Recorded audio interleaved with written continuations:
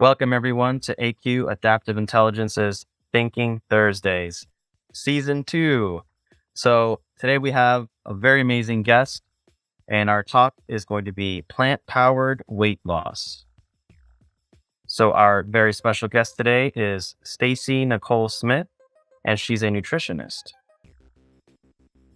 And so Stacey is formerly from Canada, but she moved herself to Whiter Sands. And so she currently lives in Playa del Carmen, Mexico, like many of our previous guests. Something about Playa. So Stacey loves nutritional food, like nutritious food. And she loves to share many recipes, many ideas, and they all look very delicious, actually.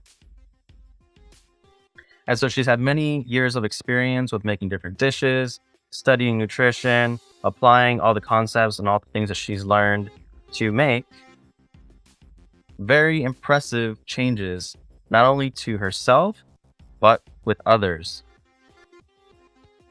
And so you can actually see her transformation, and she has a great transformation story, which we could link in below as well.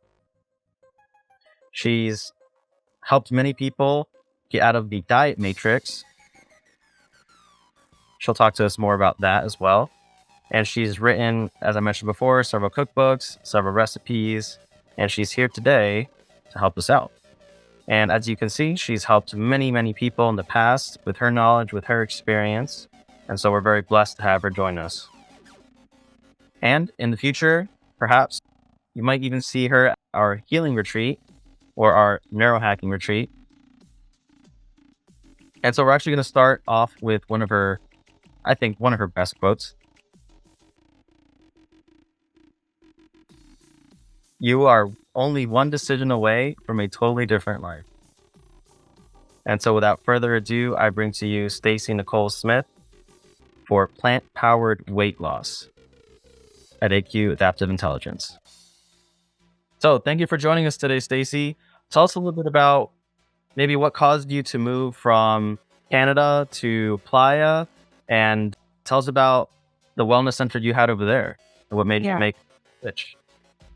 So I'm from Toronto in Canada, and I had a wellness clinic there for 10 years. And I really can't stand the cold weather, and Toronto is freezing cold in the winters. So I sold my clinic almost 4 years ago in February 2019. And as I was in the process of selling my business, I was also building another business online so that I could still work, but be able to work from anywhere and spend my winter somewhere warm. So that's how I ended up in Playa. My intention was just to come for the winter, and I had never been here before, and most of my friends had been here, and they insisted that I would love it. So I came, honestly, with 2 suitcases, no idea what to expect. And I think I had been here less than a month and a half before I decided that this was going to be my home. Went back to Canada for a couple of months in the summer, sold literally every single thing I own. Everything gone. Don't care. If you've never done it, I recommend it. It's a really good feeling to let go of everything, and it makes you realize how little you need to live on, right? So, and that was it. So it's been literally just over 2 years since I came here, and it doesn't seem that long, but I'll tell you what, there's no going back. That's for sure. What a great lifestyle, eh? Yeah. Definitely no regrets. Yeah. No regrets. Awesome. So I just want to thank you for coming on today, and you've made radical transformations to your own body. Like, what are your secrets? Like, what sparked it? What was your background? Where were you at before? And what were the changes that you made to be who you are today? Like, what's your hero story? Yeah. So, I started dieting like most people when I was like a teenager, and the crazy thing is I was not even overweight at all. And I just always wanted to be skinny, and that was a thing back then. And so I basically dieted my way to a weight problem. And so I went on countless diets. So my weight fluctuated then by 50 pounds, up and down, 50, like 50. And more times, honestly, than I even can count. And I tried all the diets, I tried, at that time it was called Atkins. Now it's called keto. I did a master cleanse. I didn't eat for 10 days. Like I worked out like crazy, like lots of cardio. Like I did all of it. And then it just got to a point that it didn't work anymore. And I could not lose weight no matter what I did. Like it didn't work. So in 2006, I was just like, I got to figure this out. So I went to nutrition school to study nutrition so I could like literally understand it because it wasn't working. And so that's when everything started clicking for me. And I did something that is hard to do if you've ever been on countless diets, is I just had to let go and say, I'm not going to diet anymore. And I'm just going to trust what I'm learning and trust the science behind it, which is a very scary thought if you have a fear of gaining weight. And I did. And what ended up happening is it took a while, but I really healed my body. And I was then able to eat even more food than I thought possible and maintain weight loss. And so that's now what I teach other ladies and men. I have male clients too, but it's mostly women because it's mostly women that yo-yo diet like crazy. And I teach them how to kind of rebuild their metabolism so you can actually eat to lose weight instead of starving to lose weight. And then this is what makes it sustainable, but also healthy because we need nutrients to thrive, right? So it's more than weight. It's about overall health too. So who were your early on inspiration or role models to like start to know what direction to go in? For nutrition, I don't know if he was a really big deal in the nutrition world at that time. So I don't know if he's as popular now, but his name's David Wolfe. Are you familiar with him? Oh yeah, I am familiar with you? David Wolfe. I am. Mm-hmm. Okay, yeah. So he's a huge inspiration of mine because he's in the raw food movement, and I think it's amazing. It's quite extreme for anybody to maintain like in a normal day-to-day life. But he really delves into the science of nutrition and how, food can be your best medicine or your biggest poison. So I learned a lot from him too. Yeah, I believe it was Hippocrates that said, "Let food be thy medicine," right? There's a good reason why. He was the father of medicine. And if he tells you that, then must be something to it. Yeah, no, I was just going to say along that line, like I really genuinely believe that anything to heal our bodies is in fact in nature. And it's just, sometimes we don't know what it is, but I firmly believe that it's there. And that's what nature intended for us. So Absolutely. I've personally had a lot of influences. I think it started with Dr. Michael Greger. Have you heard of him? He delves deep into the medical literature. He looks up all this research that the medical profession has done, but chooses to just keep in the closet. Because if the word got out and people knew about that, they would probably stop taking all these drugs. Because nature really is medicine. Like food is medicine. And so I love the work he does because it's all nonprofit. It's all like free. You can watch amazing videos. I've actually met him in person and he's an amazing guy. Very tall, skinny guy, very, very smart, very brilliant, and a very kind soul too. So you should definitely check him out. I would say for me, the thing that first made me switch was watching the documentary Forks Over Knives, which we do show during our band movie nights. We have every Monday, we do our band movie nights and we show different documentaries and movies that we think will probably be banned if they're not already. And that's super educational. So Forks Over Knives was the thing that changed my life. And I remember distinctly, I was sitting down and I was just gonna eat a big meal, right? It was a big meat lovers pizza. Okay. So just so you can imagine where I was at. And I had all these friends that were like, oh, blah, blah, blah, vegan this, vegan that. I was like, all right, what's up with all these crazy vegan? I was like, oh, you should watch this documentary on Netflix. So I was like, all right, I'll get a pizza, I'll watch Netflix, I'll make it a night. So I remember like sitting there watching this documentary, eating a meat lover's pizza. And by the end of the movie, I was down to the last slice. And I looked at it and I said, as I'm holding the slice, about to put it in my mouth, oh my God, what have I done? And so I put that pizza back and I put it in my fridge. And I told one of my roommates, I was like, hey, if you want the pizza, I left a slice for you. But they never touched it. And I never touched it. And it just sat there until it just shriveled up into like this little piece of cardboard. And since then, I've never gone back. Never gone back. Yep. And how long ago was that? That was 10 years ago now. Wow. Today, 10 years ago. Good for you. That's awesome. Yeah. So, and I know you talk a lot about plant-based diets, right? Like the power behind plants. Can you tell us more about that? It's so interesting to me that people think it's so extreme. And, anytime somebody finds out I'm plant based, literally, what the first question is: where do you get your protein? Like, that's the first question. And, and there's so many people eating so much meat, like so much, and processed meat. And it's like, well, where do you get your fiber? Like, I don't think we're seeing things the right way. And that being said, I think if someone wants to eat meat, like, you do you. I think the problem with it is there's too much of it in someone's diet. And also the factory farming is obviously a huge, massive, disgusting problem. And it's just horrific.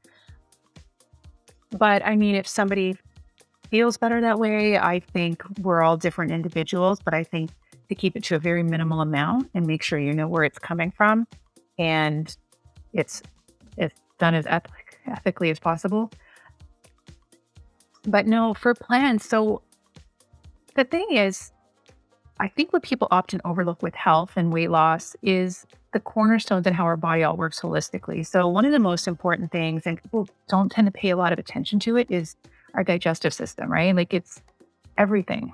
And if you're eating a heavy animal proteins diet, that is really clogging up your digestive system. So I'm all about a plant-based diet for the fiber, for the high water content, for the prebiotics in the fiber, and the nutrients that you get from it. So like if someone's, dieting and they're having food cravings and they're moody and they're tired, it's because your body's lacking something. So I'm all about like, let's get as much nutrition into your system as possible. Not about like, let's deprive yourself of this, deprive yourself of this. It's like, how much can we get in there to give your body what it needs to thrive and operate properly? And when you do that, that's when the body releases excess body weight that it really doesn't need there. So, Yeah, and to add to that, I actually I had an experience one time where this was one of the first times I went to LA, to Los Angeles. And I was with a friend and she recommended a really nice organic place. It was like this nice ritzy, fancy organic place. I was like, all right, I'll try it out. And they were all vegan too, which was interesting. And so back then I was vegan, but I wasn't organic. yeah. And wow, what a difference. Because after I ate, it was like a tiny little organic sandwich. I was like, it's not fill me up. I mean, come on, are you kidding? But I ate the little thing and I got really full. And I was like, huh? How is that possible? But it's what you're saying, right? Because when it's organic, it's so packed with nutrition compared to things that are, GMO that have all the nutrition stripped out of them for the most part. Yeah. The soil is depleted. When it's organic, you have a higher chance of getting the nutrition you need. And actually, if you get it organic as found in nature, meaning you go foraging for your food, it's even higher nutrition because the roots can grow even deeper into basically virgin soil. So what an amazing difference eating organic makes. And to add to what you were saying before too, about like the meat and where it comes from, I would say even that can be sketchy because even if you do get grass-fed, luxury 5-star resort beef or whatever you want to call it, you still have to deal with, all the excess heme iron, all the cholesterol, all the hormones, potential parasites, like all these things that you really can't pull out of it. And so that's why being the more plant-based, the better. And the goal would be to eventually just completely eliminate. I went cold turkey. Not everybody is willing to do that. For me, it was the better way. That's not to say that you don't have cravings every once in a while, but if you do fall off the bandwagon, jump back on. That's part of like having self-discipline, but you do see the results. I felt the best in my life ever after I made the switch, because before that I had a ton of acne. I was just super lazy, super depressed. Like life was just not good. And then I made that simple switch. Like your quote says, one tiny little change can make all the difference. And so, my body just felt like it was buzzing. It was alive. Awesome. Have you experienced that as well?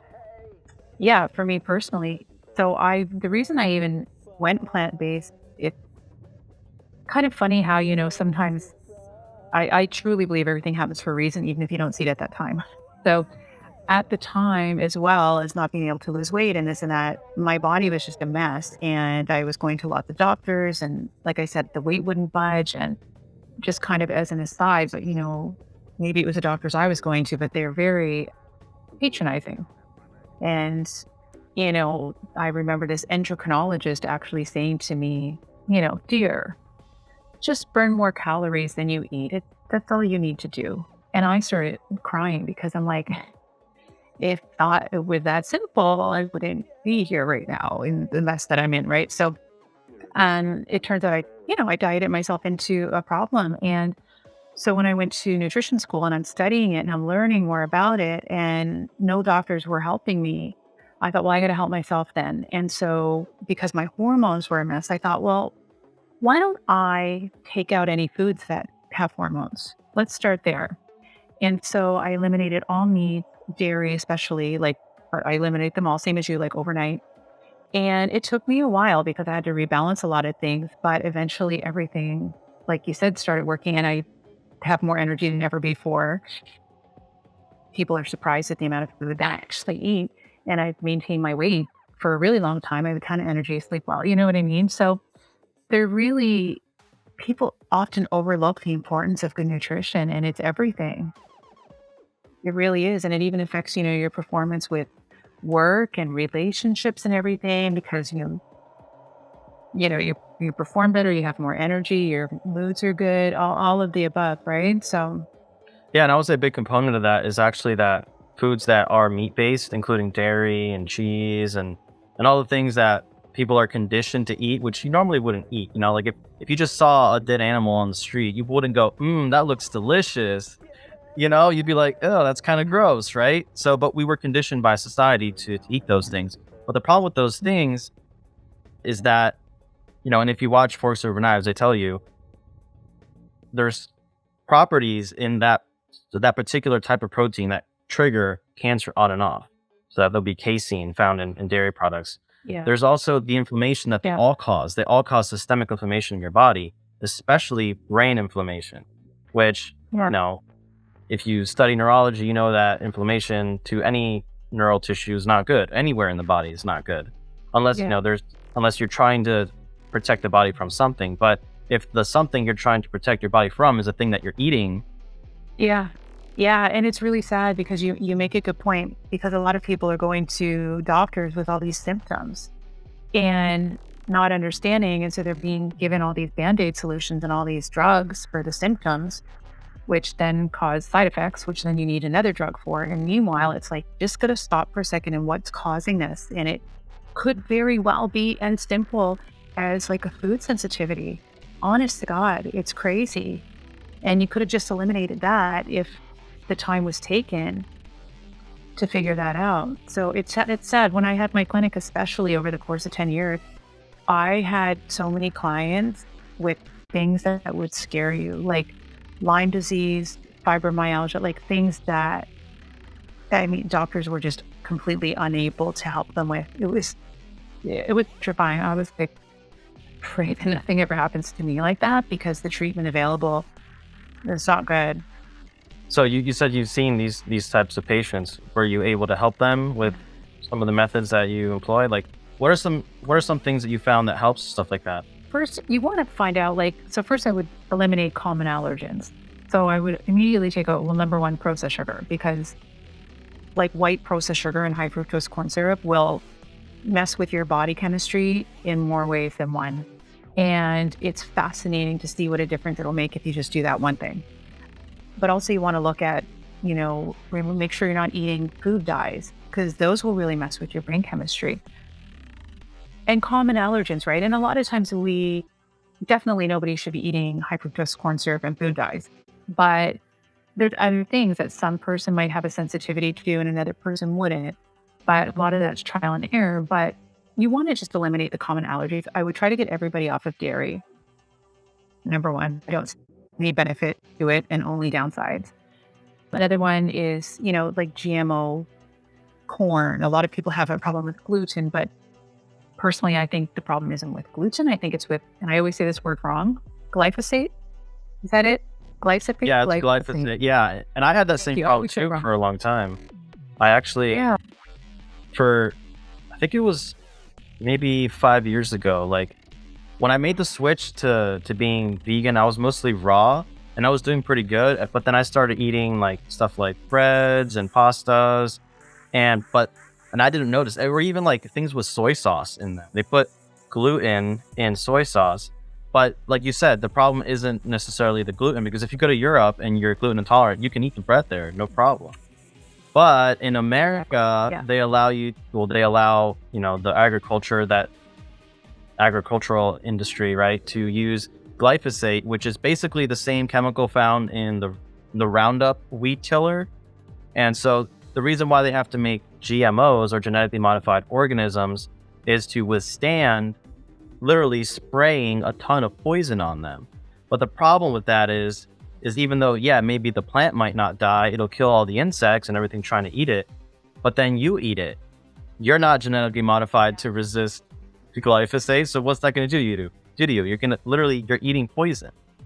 So that's why that problem exists. But yeah, tell us more. So you made the switch to gluten-free too, right? I personally am not gluten-free. Like, I don't really have a problem with it, but I don't eat a lot of it either. And I think that's another key point too. So when you eat, 80% things that are really good for you and your body's really strong, I think that allows that 20% to kind of do a little bit. Like bread, for example. I don't have bread at home. I don't eat it at home on a regular basis. But if I'm out somewhere and it looks really good and, yeah, I'll have it. It's not a big deal. But like with clients who were really ill and couldn't figure out what's wrong, we would eliminate things like that until we figured out what was triggering different. I mean, it was so many different things. So Yeah, I think what made it difficult for me is that if I did eat gluten, I wouldn't notice any effects until the next day. So actually, the way I discovered that it was the problem is I started making a log, like a note. I was like, because I could tell every time I ate something, I would feel very bad, very sluggish, very tired. And so I just kept a log, and I would sit there and like analyze it. And eventually I had enough, I did it for like 30 days at least. yeah, And I noticed that certain things caused inflammation in my whole body. And it was bad because it would inflame my entire back, my neck. Then, my spine would just get all messed up. It would impinge on, like my nerve flow. And then I would get headaches, like really bad migraines. And it was like wow, starting from 5 p.m. after I ate. That just wasn't normal. And it just ruined my whole day. But eventually, with making that list, that log, I was able to see, oh, yesterday I ate this thing and it had gluten. But then the next day I didn't and I was fine. And the next day I didn't, I was fine. But then I ate it again, or I ate something different with gluten, and I would feel bad the next day. Yeah. So that's what made it tricky. But writing a log of everything that you eat, very useful. Very useful. Yeah, and it's good that you did that because it's tricky to figure it out. Because sometimes if you eat something, you could have a reaction right away. And then other times it can take 12 to 24 hours. And then you would have eaten something else, like you said, with it or in that time. So it's like pinpointing what it is. It takes a bit of work. It really does. So good for you for figuring it out, because it's very much a trial and error process. Yeah, and at the time I was trying to figure out why certain foods made me sluggish and others didn't. And so what I was really trying to, or at least I thought I was trying to optimize at the time, was my energy levels. But really what I did was I discovered something that was like profoundly, problem, but I was able to eliminate it. And, there is gluten-free bread and gluten-free pastas, but just the knowing of like what to avoid, even something as simple as avoiding non-gluten, or what is it, gluten-free soy sauce, like just eliminating the gluten soy sauce, like that was big too, because I loved all sorts of Asian food and they always like dump a bunch of soy sauce in it. But now I'm more careful of that, So yeah, it's paying attention to what you eat and how it reacts with you really makes a profound difference. And if you take nothing else from all this today, if that's what it is, I would say that'll save you years and years of suffering if you do that one simple trick.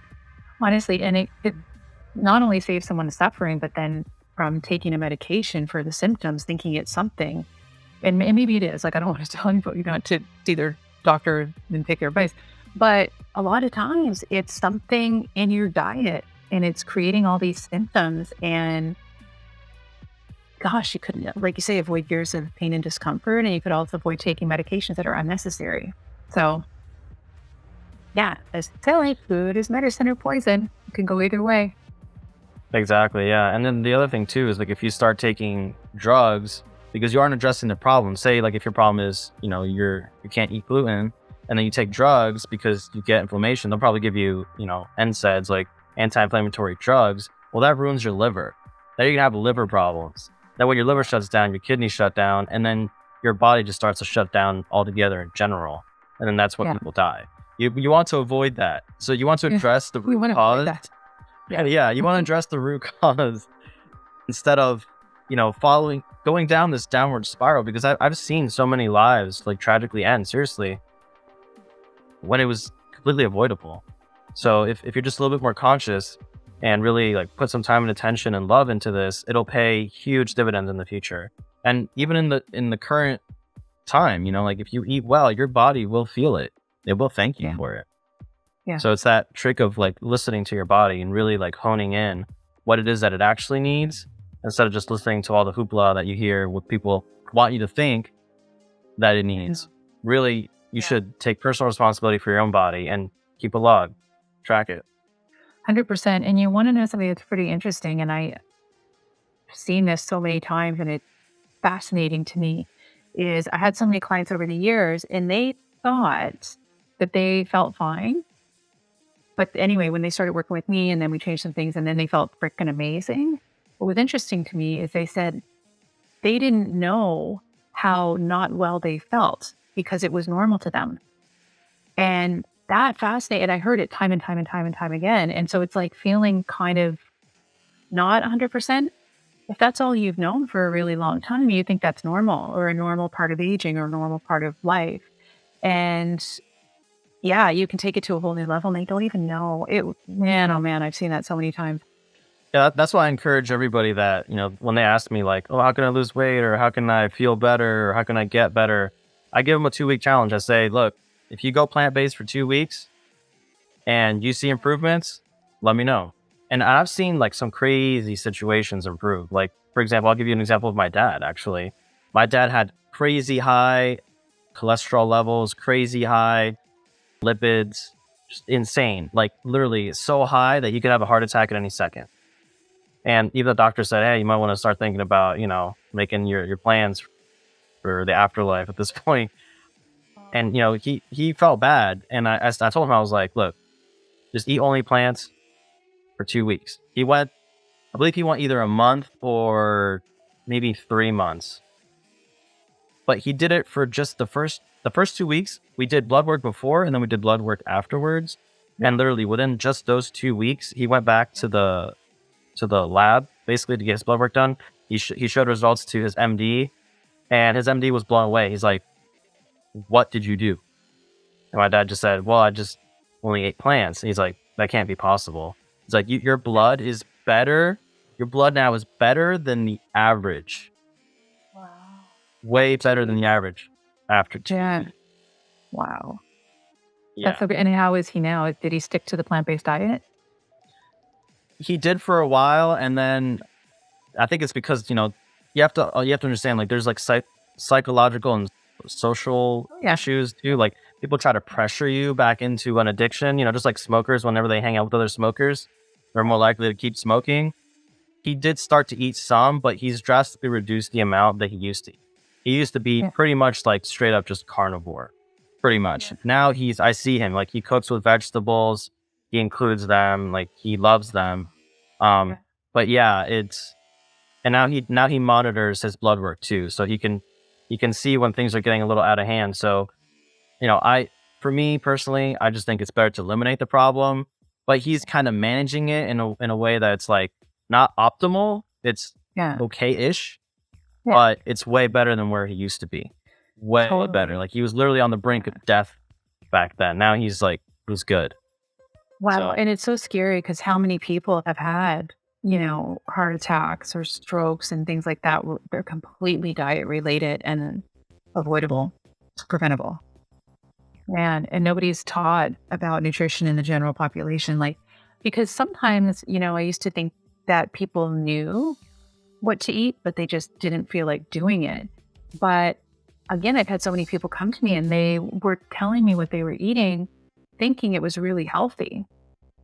And it would blow my mind. And it really opened my eyes and it was helped me be able to serve people better because I've been doing it for so long that I just think it, I came to think it's common knowledge that everybody must know this. But then I have genuine conversations with people who genuinely think, I'm trying to think of an example of, probably cheese would be one where people are like, well, I'm getting my calcium and the cheese. And it's shocking. Nobody really knows what to eat. And I think there's so much confusion too overall. People are kind of trying to do the best they can, but yeah, it's confusing. I would be confused if I didn't do this for a living, to be honest with you, you know? Yeah, absolutely. And that's why I love that we show for our band movie nights, we show these different documentaries that actually go into depth on these things. They talk about casein. They talk about how cow milk calcium actually leaches calcium from the bone instead of gives you strong bones. Like things that we've been told the total opposite end up being true versus the things that we were told. So yeah, that's why I encourage everybody to always come to our band movie nights because it will literally blow your mind. And so, we show things like forks over knives and a bunch of other things in there as well. But so yeah, so let's go ahead and we'll start to transition a little bit. So I just want you to think a little bit about what are some take-home lessons that you think we should really hone in on thanks to our talk today, and how can we implement them? I think if you could follow one basic rule, because I know there is a lot of confusion around food, I get it.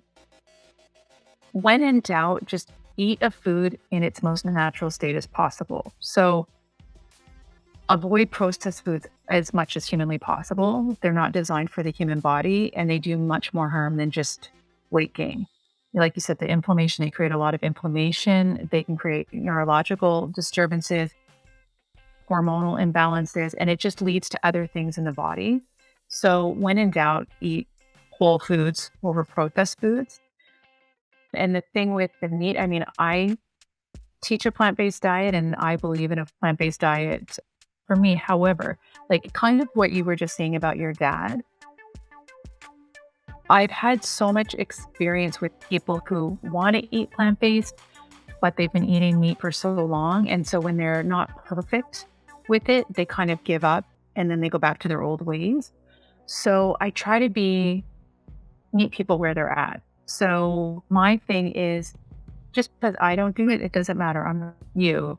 You know what I mean? So if you could do 80% plant-based and then that 20% have, the meat that you want or whatever, it's your life and it's your body, but please try to make it as clean as possible. You're at least getting the benefit from that 80%, because I find meeting people where they are, you're going to get a lot more consistency with them moving forward than if you say you have to be so perfect at it. Because I've seen it time and again, they feel bad, can't do it, and they just throw in the towel and go back to old ways. So 80% plant-based is better than no plant-based, right? Right, yeah, and 100% eventually is the goal, right? And then if you guys do need help with knowing like exactly what to eat and what exactly not to eat, I did write a guide called the Brain Food Diet, and we actually did a whole class together. You guys can actually see that, and on our Patreon, we have the links to that, and it's all set up. You can even take the quiz that's on there. It was a really fun quiz, and a lot of people here liked it. So I definitely encourage you guys to check that out. And if you want to contact Stacey as well, you're more than welcome to. And yeah, the purpose of the Brain Food Diet was more than just how to lose weight and how to go plant-based. So it's more about how to have a diet that is fully supportive of your brain and its brain function. So it's literally designed to decrease brain inflammation and increase all the nutrients that it really needs to function at a optimal performance level. So if you guys are interested in that, check that out as well on our page. So is there any other things that you think they should check out, Stacey? I don't know. There's so much information out there. It's hard for me to even narrow it down and think of something. Follow me, of course, for all this great plant-based and weight loss information. But no, I think your resources are really good for plant-based. I think Forks Over Knives is really good. Hungry for Change is it?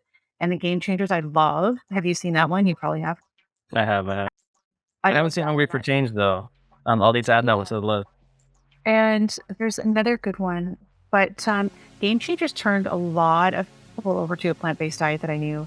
And I don't know if it's because it was more performance-based, and because there's a lot of vegan and plant-based athletes that are just crushing it. Yeah, and they really looked at the science, and you saw it, right? They looked at people's blood before and after, and they looked at their athletic performance, and it's like, who doesn't want to be a better version of themselves? If you can do that through your diet, oh my God, Yeah. it's amazing. It's filtered into every other avenue of your life, right? So It becomes an unfair advantage. It is. it is.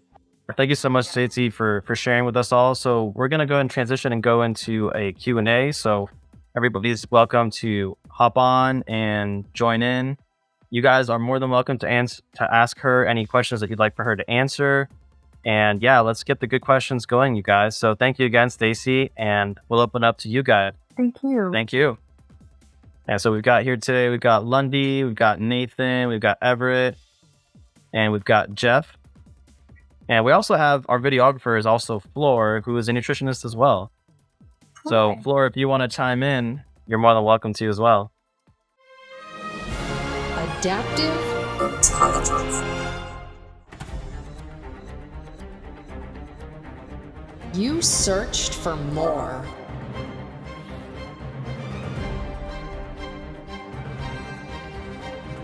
You wanted to become the best version of yourself.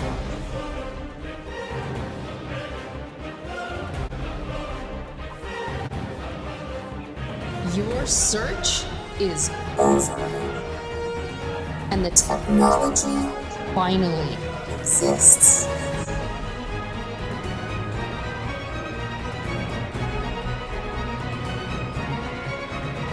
To go beyond limits. Your time has come. Unleash your potential. AQ. Adaptive intelligence.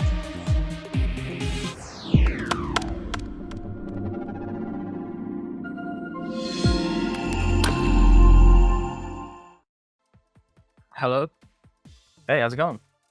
Good. Hi, I'm Lundy. That was a nice presentation, by the way. Thank you.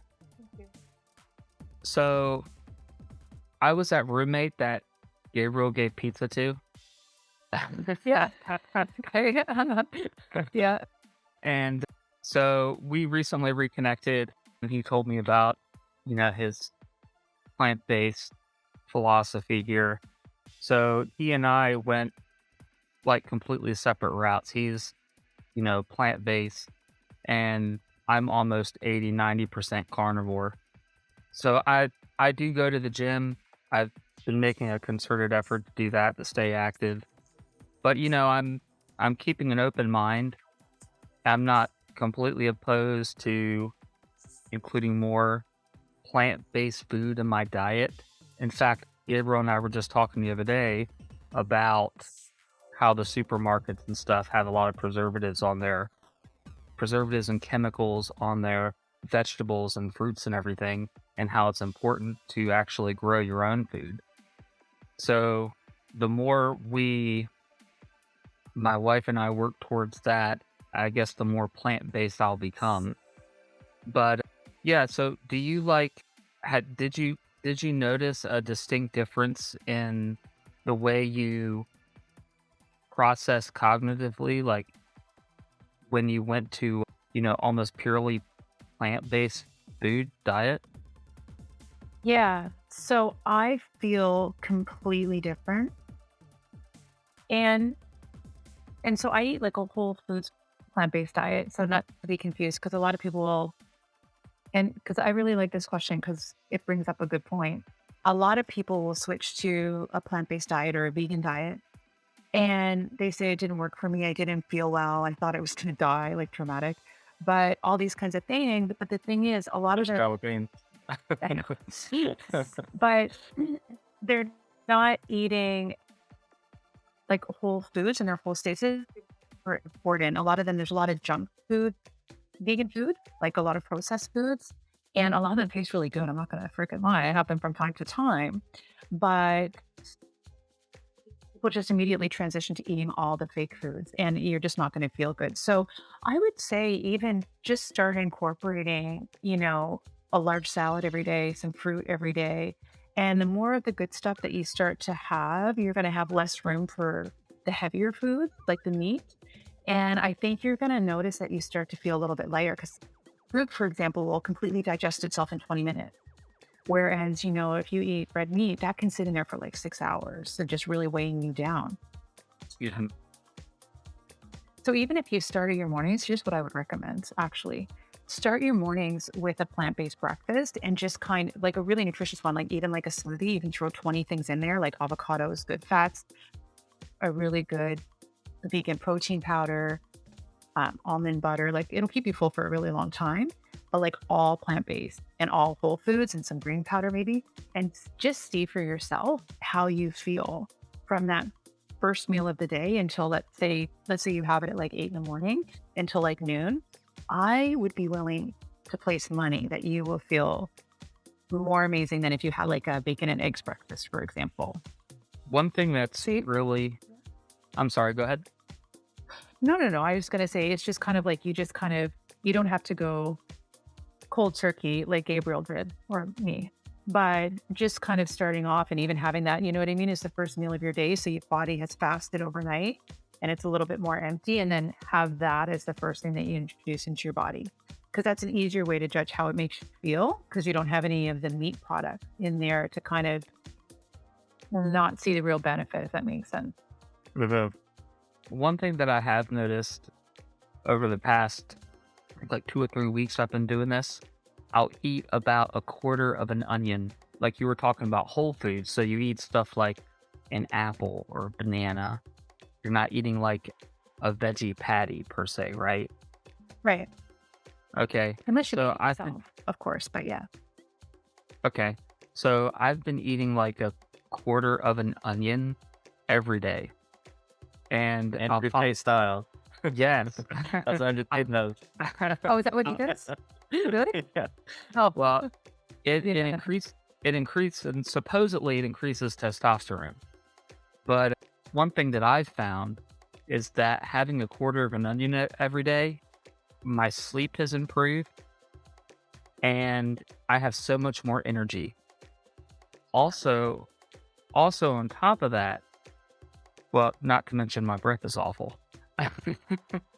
But It's like that SpongeBob episode where he makes the sundae, where he has a bunch of onion and garlic and a bunch of gross stuff, ketchup. He just yeah. It was the best SpongeBob episode. So let's see, 1/4 of an onion. I'll follow that with an apple. And I've been doing this for about a week or 2 now. My sleep's improved and it's pretty much cured my acid reflux. wow, already. Wow. Yes, I was not expecting that. That's incredible. And are you having the onion like raw, or is it? I have it, I peel it and I eat it straight raw like an apple. Yeah, wow. And I've Pretty actually, hardcore. oh yeah, like it freaks people out when I do it, so it's entertaining. Yeah. But to me, it actually tastes good now. I don't like the potent, intensity that you get when you eat raw onion. Like I don't even really feel that anymore. It's just like I'm just so used to it. But it gives you so much energy. Your sleep's improved. It helps with your acid reflux. So I don't know if it had anything to do with the acidity in my stomach, if I had any sort of issues there, because I had like really bad acid reflux for a long time. Yeah. That's interesting. Because the other thing too, onions are really, I'm trying to remember the name of the compound, but it's very good for the liver. Yeah, it has a lot of sulfur in it. Like garlic, Yeah. onion have sulfur in it. That's why it has that potent smell. But which is a really good, both of them are very good anti-inflammatories. So that's what you're feeling when you feel good, is you're feeling less inflammation. I actually make like kind of like a mix. Like I'll chop up garlic, and it's all raw. Garlic, onion, what's the other one? Ginger, like the root, ginger root. and then I'll like mash up some lemon and I'll just like put it all together. Like, so I cut them up really small. And so I'll like kind of sprinkle that over my food. And it's a great way to eat food and have flavor in it without having to use salt or any other, spices or anything if you don't want to. I love spices personally, but just using those together really makes a big impact, and you feel that the inflammation in your body just decrease. You can actually do that also when you're feeling sick. Instead of cutting it up and eating it, you can actually make tea out of it, and it'll just taste like veggie soup, basically, like a veggie broth, basically, but it helps you a lot in the recovery process from being ill. Oh, also with mushrooms too. Mushrooms are great.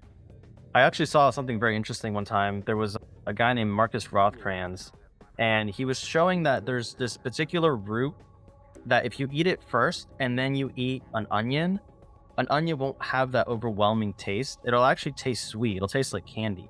And I'm trying to find it right now, and I'm having a tough time locating the video where he talked about it, but I'll keep digging into it. But it looked very interesting. Like, it would change the flavor of practically any vegetable or fruit that you ate. And it was just a root from another plant.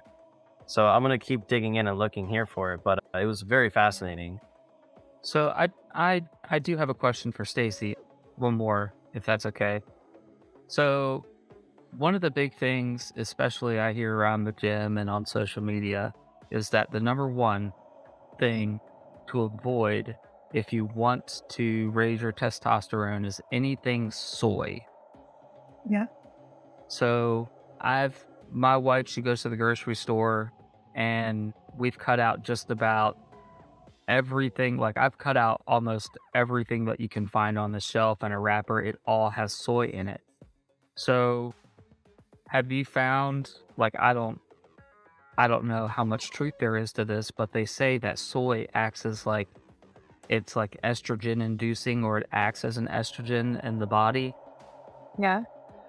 So here's how I feel about that, because that's a really common concern. Mm-hmm. So first, I would avoid any soy that's in processed foods. And because soy is one of the most genetically modified crops there is, and it's used in a lot of processed foods. So those soy I definitely would want to avoid. When you look at organic soy, like, tofu, or especially tempeh, because it's fermented, it's a lot better for the body. The studies that were done years ago, when everybody said it, mimics estrogen in the body. Mm-hmm. And it turns out that those studies were done solely on mice, like on rats. They were never actually done on humans, which is very interesting because they extrapolated that to humans right away. And so then they started doing more studies, but like looking at human population. And if the quality of soy is good, those studies are finding that it doesn't have that effect. And then I'm looking at all these, because I'm with you too, because I'm like, okay, well, that was that science, and now there's this science. And we know that as time goes on, science can evolve. Right. And I look at all these vegan bodybuilders, because there's a lot of them, men, and they talk a lot about soy too. And they're like, well, you know what I mean? They're flexing their muscles and doing this. So my recommendation on that is, even though the new science is showing it not to be an issue, I would say anything in moderation is fine, but have organic for sure when it comes to soy. And I would have it in pure forms like tofu or tempeh. Yeah. Or edamame, soybeans or stuff like that. But they were fine. And, you've got to look at all the different studies. And, there was studies before saying that it contributed to breast cancer. Now there's studies saying that it prevents against breast cancer. So I think everything in moderation. And I think, again, the purest form of food possible. Personally, I don't avoid soy at all. I have it all the time, and I don't have any issues personally. But again, I follow those guidelines that I just told you as well for good quality stuff. Yeah, Gabriel, what are your thoughts on that? Actually, one of my favorite vegan bodybuilders is named Dr. Amin Ra. Have you guys heard of him? No. This guy is ridiculous. He is so built. And I'll show you Dr. Amin Ra. He's amazing. This guy. He only eats one meal a day, and he's known as the vegan strongman. Hello, doctor. How are you doing this evening? Good, thank you. Am I the doctor? Well, No. I'm not a doctor. you're a good doctor. Nutrition. You deal with the most important part of life, which is food. I was wondering, So I have a giant pituitary prolactinoma tumor. And I guess I was wondering because it suppresses things like my testosterone and it heightens my prolactin, estrogen, and cortisol. So far, they said my cortisol now is fine, but it still heightens like my estrogen and my prolactin, which my prolactin is about 28,000 times, 2,800, 2,800 times the normal person's prolactin. So it used to be like about 500,000 times a normal person's prolactin. So I was wondering if there were any, I guess, recommendations that you can make to, I guess, combat the tumor. Well, what did you do that got you from the really high levels to like a lower level? I was taking, well, I still take it to this day. They try to wean me off of it because they found thickening in my heart walls. It's medication called Cumberland. Yeah, I take that. I think one of the other things that may have lowered it was I went vegan about 2 years ago. So I think that also had a positive impact on lowering it. But besides that, I don't know, because my levels used to be like well over 500,000. Is it like a cancerous tumor or is it like a benign? It's benign. So I'm not a doctor, just so you know, Oh, in any way, shape, or form. But I think with anything, if going vegan has shown improvements and it's benign, I would just work on things like Gabriel was saying, too, things that reduce inflammation, you know. Turmeric would be really good to have to include in your diet. Things like that, like take out inflammatory foods. So if you're eating sugar right now, I would avoid all sugar, dairy, or you're vegan, so you don't have dairy. But yeah, you know what? I would focus on just eating as much of an anti-inflammatory diet as possible. And hopefully that helps. I mean, honestly, I'm certainly not a doctor. I don't know. But if going vegan seemed to work to shrink it, then I would do more of what you're doing and then even clean it up a little bit. Like if you're having processed vegan foods, I would switch into like nutrient dense whole foods, if that makes sense. Yes. And like lots of greens, just alkalize the heck out of your body. So I would be having really pure green strengths, spirulina, chlorella, like that kind of stuff. Is there any particular brand of spirulina or chlorella that you'd be able to recommend? I mean, I've got mine in the fridge. I couldn't even tell you what they are. Just make sure that they're organic. Are you in the United States? Yes, I'm in Massachusetts. Do you know anything? I don't know anything really in the state for brands. I'll be able to do some research and look it up. Yeah, but always look for like the highest quality of stuff. So you just want to make sure that, you know, there's no heavy metals and that sort of thing in it.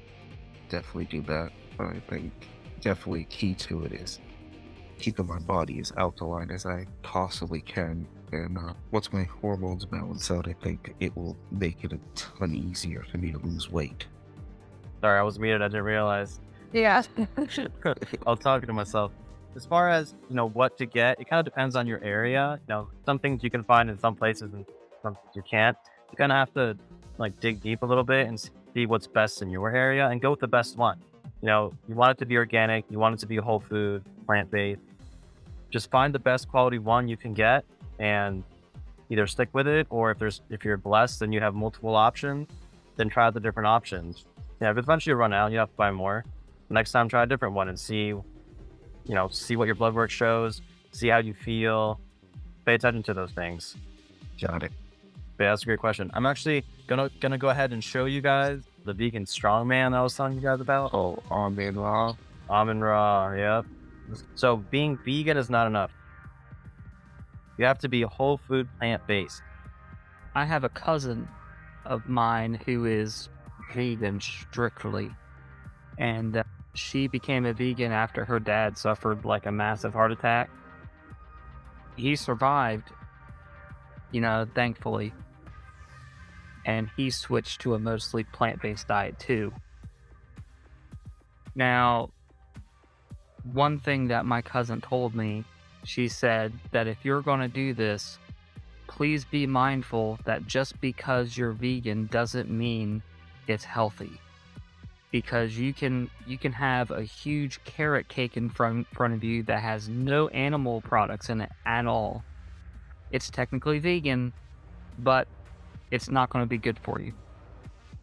Right, exactly. Yeah, because, a lot of the fake, like meat substitute type stuff, like a lot of them are purely chemicals, or they're, GMOs, or, there's just so many things that can go wrong with them. Plus, also, there's the important part of when you cook something, you're changing it chemically. So you're destroying the enzymes. And a lot of the things that your body needs is you need to feed your gut bacteria. So that means you have to eat things that are fresh fruits and fresh vegetables, because your good bacteria in your gut, they need those things in order to digest and ferment them, and then produce things like serotonin and all the happy chemicals basically that make you happy in your brain. Is the majority isn't produced by your physical body, it's produced by the bacteria living in your body. So you're a walking planet. Literally, you have bacteria growing on you, in you, all around you. Like, we live in a bacterial world. We're like a mini planet. Imagine yourself as a mini planet. And so, do you want healthy forests, or do you want, like disease-ridden, decaying forests? Like, you want the good stuff, right? Because the good stuff also protects you. Same thing, like if you go and you cut down all the trees and then you don't have oxygen anymore, the planet's gonna die. Same thing, if you starve your body of the good bacteria and you don't give the good bacteria what they need, then you're starving yourself. So there's a symbiosis there, and you want to promote that. So that's why eating fresh fruits and vegetables, you have to do it. That's why when Stacey recommended eating, a salad or a smoothie, that's how I started too. I would start out every day and I would eat nothing cooked. I would just eat, they call it raw till 4, but I kind of extended it a little bit. But I would just eat, what I would do is, like, I would get a bunch of fruits and just blend them all. I would do that one day a week. So I would do this one time a week, and I would just like blend a ton of fruits and put them in mason jars and just store them all in my fridge. And then every day when I would go to school or work or wherever it may be, I would get 2 of those mason jars, and they were pretty big. Like, they were a good size mason jar, but I would drink those. That would be my lunch or breakfast. And then at night, like late at night, I would cook. Back then, I didn't know much better, but I ate like pasta with beans, which beans were good. The pasta later on, I should have done the gluten-free, but even just doing all that, I felt great. I would refine it a bit more now, but yeah, just doing that, because your body needs the enzymes. You have to feed your gut bacteria. That's why I do like food like pho, because it's like partially cooked but not fully. You do want to eat raw though, because you need those enzymes.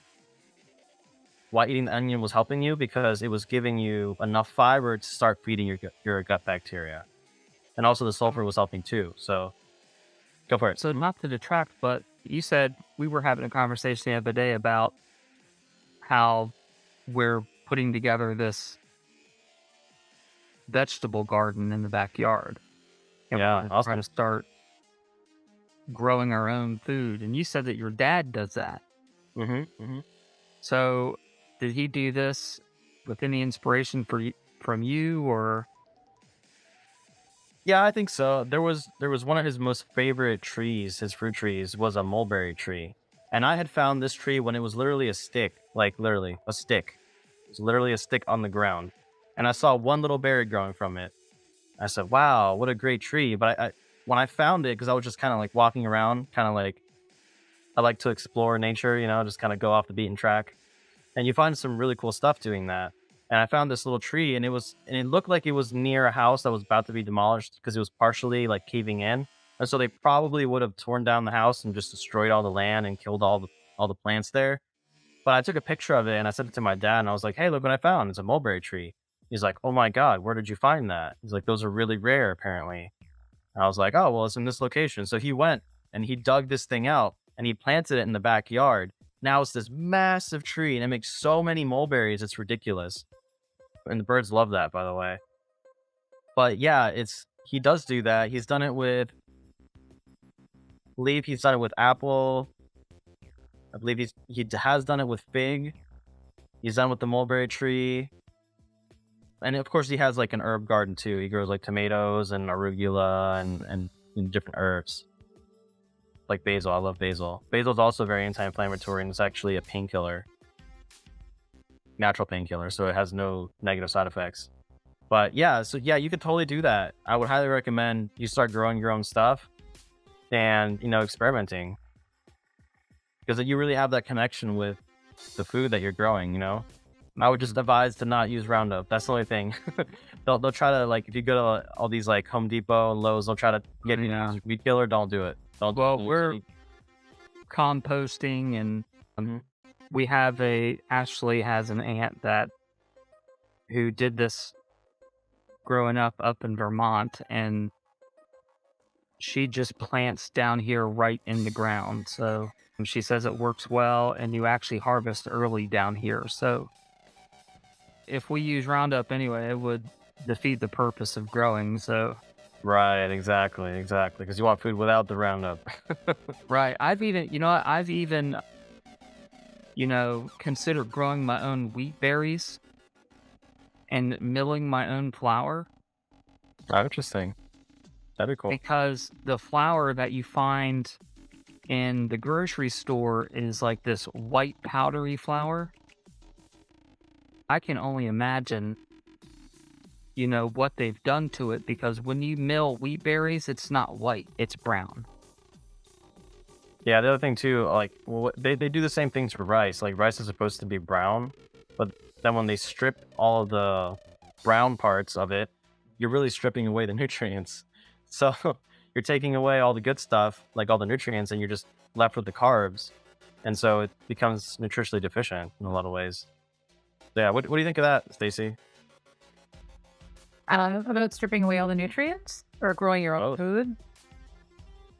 Yeah, though, especially now, I think, the food supply is getting worse and worse. And I know here it's fine, hopefully forever, but for now. But in Canada, where I'm from, food prices are through the freaking roof. And I think there is no better time than now to grow your own food for many, many reasons.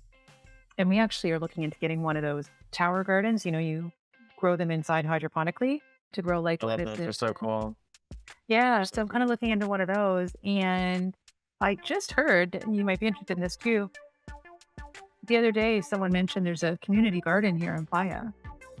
And really? Yeah, I just heard about it the other day. Yeah, it's like they meet every Thursday, and I'm not exactly sure how it goes, but some lady told me about it. And I don't know if you can get your own little plot and grow your own stuff there, but I'm into it. Like, I think, yeah, I mean, the more control you can have over what goes into your body, the better. And again, there's so much garbage. God only knows what they're doing with their food anymore.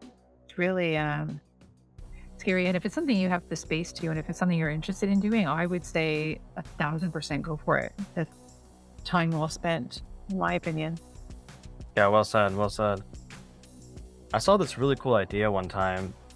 There was a couple that basically surrounded their house in a greenhouse, and they lived like in Norway, somewhere very cold.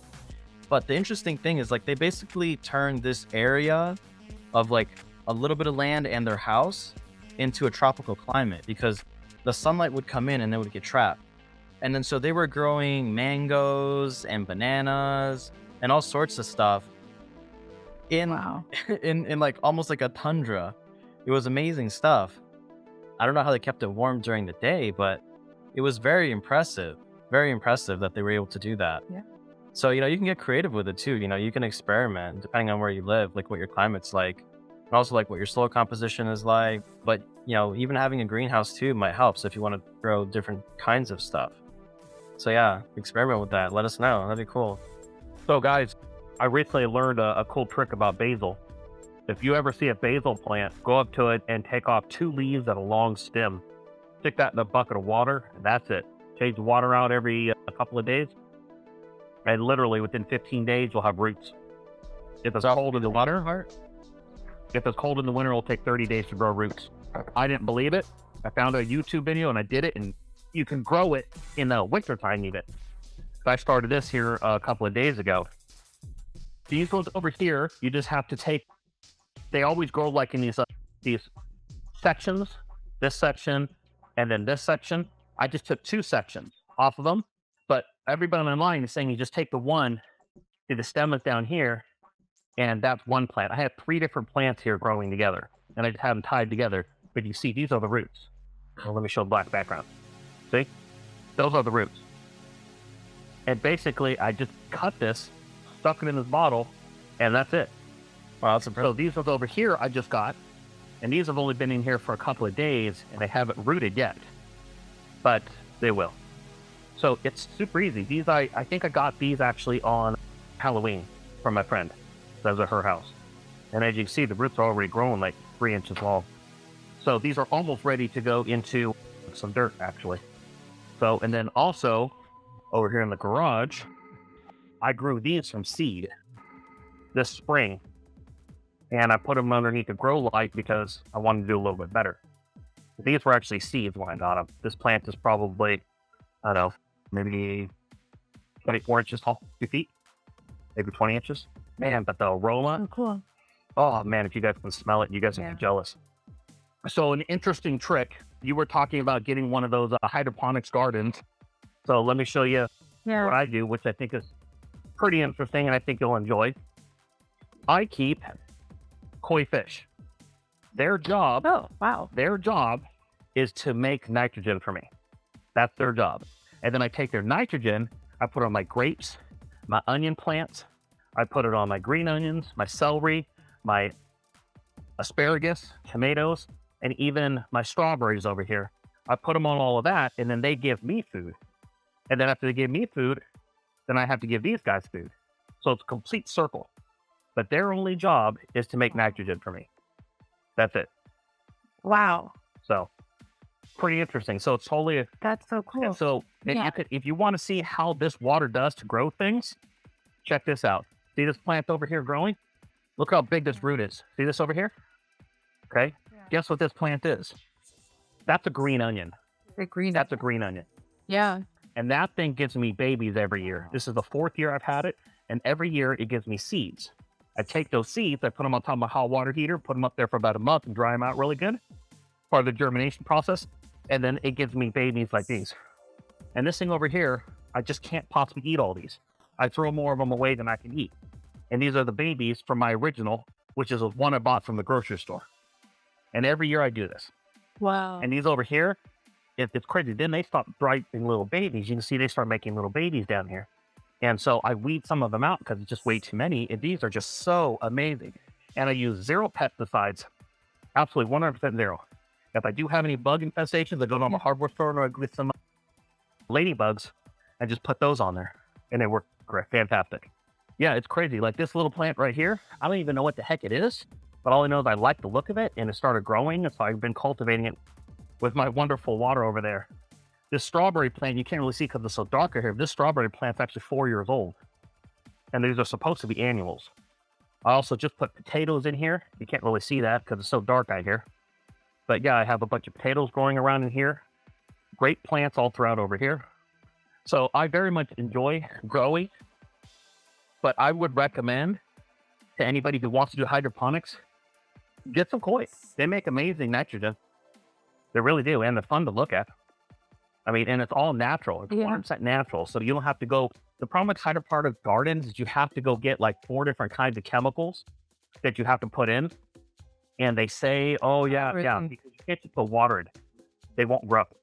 So all plants get nutrients from the soil. And if there's no soil, it doesn't work.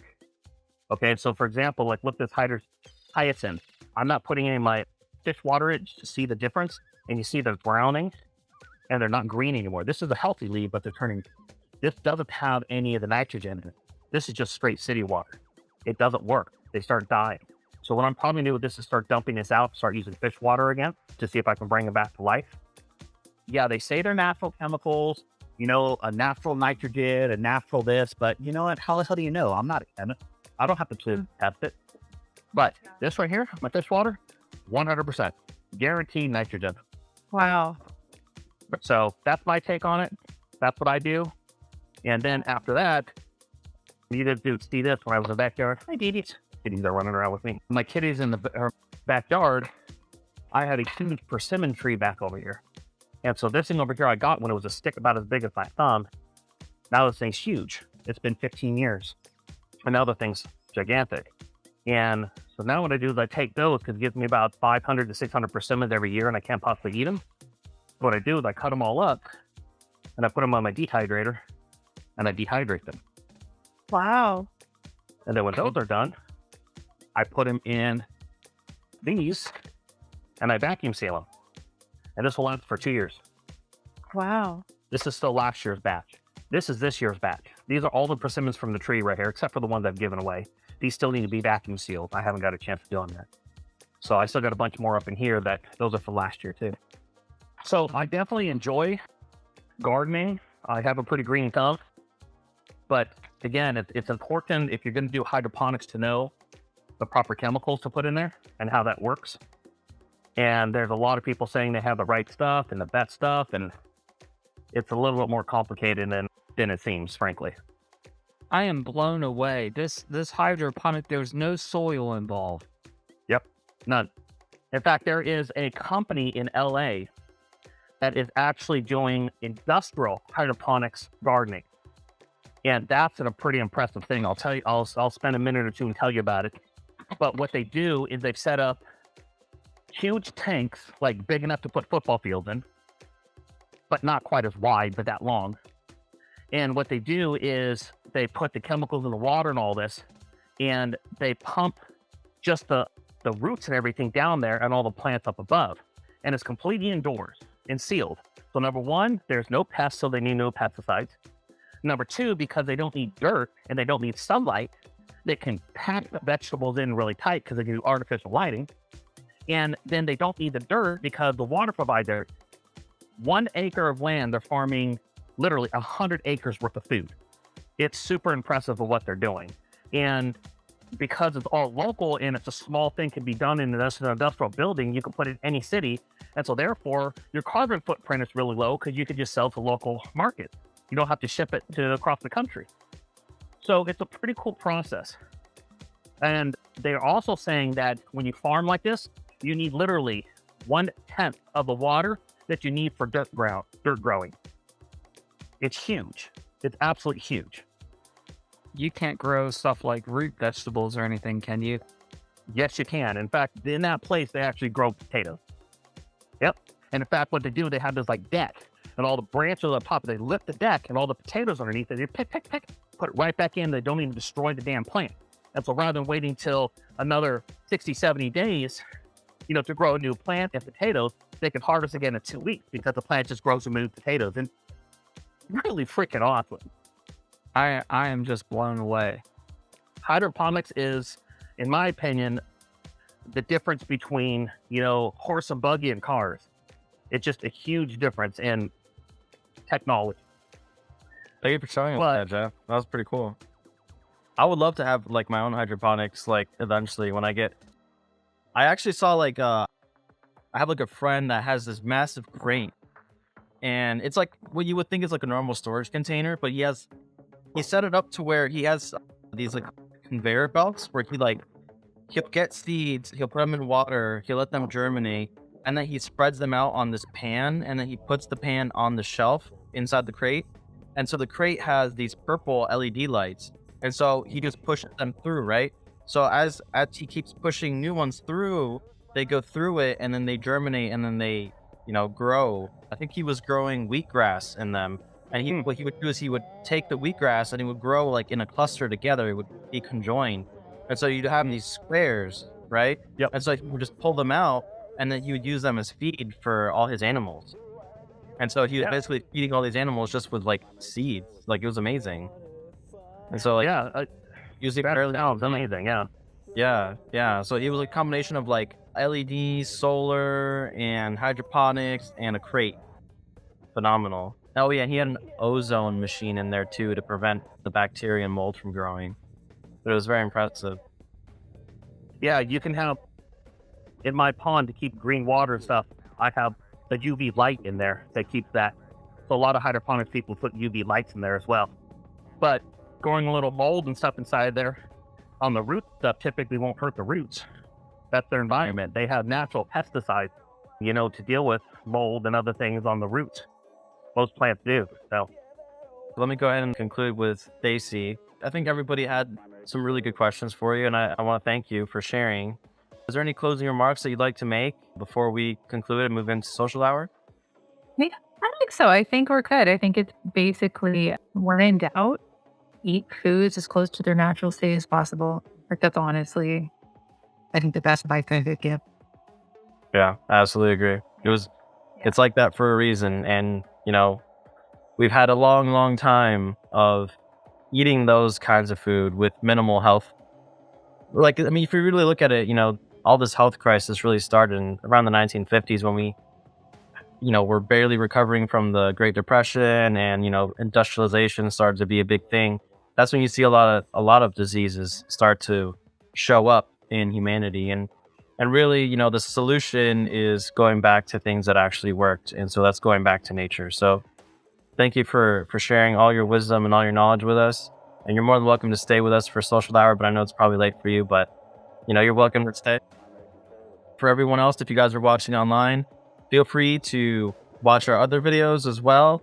You guys can actually unlock access to our big videos, which is the full interviews like this, through Patreon. Or if you want lifetime access, because Patreon subscription, you can actually get our NFTs, which we'll be releasing soon, our commemorative NFTs for each and every video that we've done. And there, if you click the secret link, you will then have access to the full version of every interview that we've done. So thank you guys so much, and we'll catch you guys next time.